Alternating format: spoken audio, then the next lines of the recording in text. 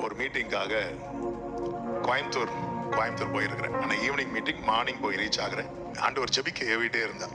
To பண்ணிட்டு இருக்கும்போது என் past எல்லாம் கண்ணுக்கு முன்னாடி கொண்டு வரார்.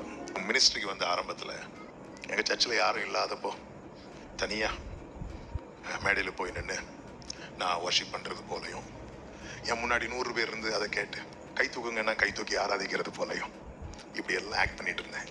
என் செய்தி கேட்டு நிறைய பேர் ஆமேன்னு சொல்றது போல, யாராவது பார்த்தா கண்டிப்பா சிரிப்பாங்க, அந்த மாதிரி பண்ணிட்டு இருப்பேன். ஆனா ஒருத்தர் மட்டும் அதை ரசிச்சார்.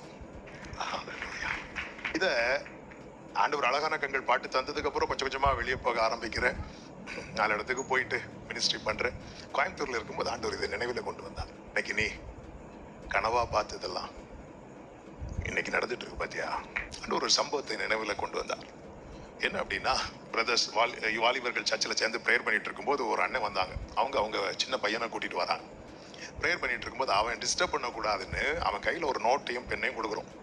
அவன் என்ன பண்றான்னா, அண்ணே நான் ஒரு கார் வரையட்டுமா அப்படின்னு கேட்டான். வரைஞ்சிக்கோ அப்படின்னு. அவன் கார் வரைஞ்சிட்டு இப்படி காட்டுறான். காட்டும்போது அப்படி ஒரு கார் இதுவரை உலகத்துல யாருமே உண்டாக்கல. அதுல டயர் எங்க இருக்கு, டோர் எங்க இருக்குன்னே தெரியாது. நானும் இப்படி வச்சு பாக்குறேன், இது காராடா அப்படின்னு கேட்டேன்.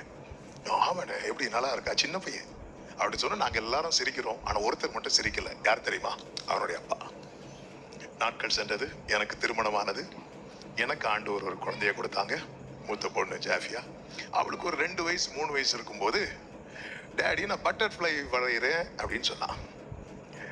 ஓகேம்மா வர அப்படின்னு அவ ஒரு பட்டர்ஃப்ளை வரைஞ்சி கலர்லாம் பண்ணி என்று காட்டினான். ஆண்டவருடைய படைப்புல இப்படி ஒரு படைப்பை நான் இதுவரை பார்த்ததே கிடையாது. இப்படி ஒரு பட்டர்ஃப்ளை ஆண்டவர் இனியும் உருவாக்குவாரான்னு கூட தெரியாது. ஆனா நான் என்ன பண்ண தெரியுமா? மக்களே சூப்பரா அப்படி சொல்லும் போது ஆண்டவர் பேசுறார், இது சூப்பரா உனக்கு. இதே போலதான சில வருஷத்துக்கு முன்னாடி ஒரு பையன் கார் வரைஞ்சு கொடுத்தான். அப்ப சிரிச்ச ஆண்டவர் பிள்ளை, ஆண்டவரே அதுதான். எல்லாரும் உன்னை பார்த்து சிரிக்கும் போது நான் சிரிக்க மாட்டேன். எல்லாரும் உன்னை அற்பமா பார்க்கும் போது நான் பார்க்க மாட்டேன். எல்லாரும் உன்னை ஆகாதது என்று தள்ளும் போது உன்னை நான் தலைக்கல்லாய் பார்த்து, ஓ thank you Holy Spirit. நாம் யாரை துதித்துக் கொண்டிருக்கிறோம் தெரியுமா? யாரை ஆராதித்துக் கொண்டிருக்கிறோம் தெரியுமா? ஆமென். தாயின் கருவில் தோன்றும் முன்னமே நம்மை தெரிந்தெடுத்தவர். எவ்வளவு நல்ல தேவன் அவர். நம்ம கிட்ட என்ன இருக்குன்னு பார்த்துல ஆண்டவர் பிராமிஸ் தர்றது. உம்முடைய தயவினால் என் கொம்பு உயரும் என்று தாவீது அழகாய் சொல்லி இருக்கிறான். ஆமென். அவர் எளியவனை குப்பையில் இருந்து எடுத்து பிரபுக்களோடு உட்கார வைத்து அழகு பார்க்கிற தேவன். ஆமென்.